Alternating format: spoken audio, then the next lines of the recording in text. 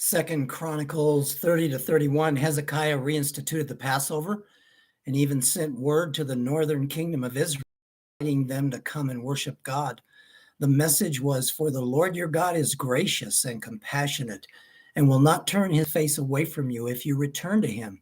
The text says that some of the hearers laughed at the messengers and mocked them, but that others came to Jerusalem to worship. Some will and some won't. It is our job to get the good news out and encourage them to come, to maybe return to this wonderful, gracious, compassionate God who will indeed embrace them. They enjoyed this time so much in Jerusalem that they extended the Feast of Unleavened Bread from 1 week to 2 weeks. They also broke the pillars in pieces, cut down the Asherim, and pulled down the high places and altars. Duties and sacrifices were restored among the Levites. Not all who came from the north had ritually sanctified themselves and prepared their hearts for worship, but their hearts were after God, which is what is really important. And Hezekiah prayed for them, and God healed them and accepted them. Every work which Hezekiah began in the service of the house of God, in law and in commandment, seeking his God, he did with all his heart and prospered. What an awesome picture of a man of God and our awesome, gracious, forgiving, compassionate, restoring God. He is looking for each one with wide open arms to welcome him. God is the same today and will welcome those who draw near to him. He is the creator of the universe, and we will all stand before him. One day, every single person will bow before the Lord. We're starting now. John 18, 1 through 18, Jesus headed toward the garden where he often met with his disciples.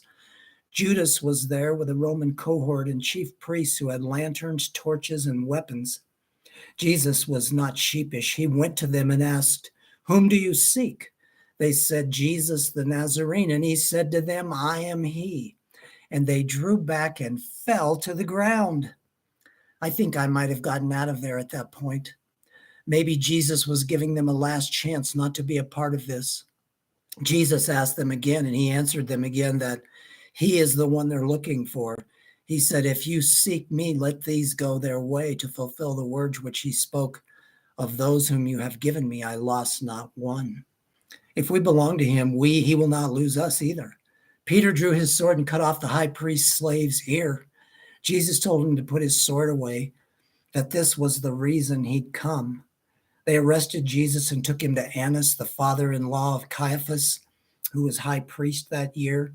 Apparently, Annas still had a great deal of influence.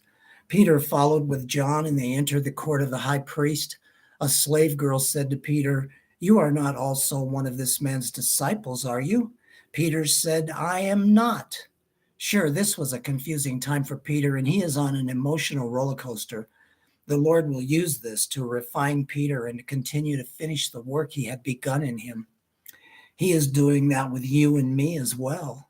He will not lose us. He will not forsake us. He will finish the work he has begun in us. It may be uncomfortable, but be encouraged.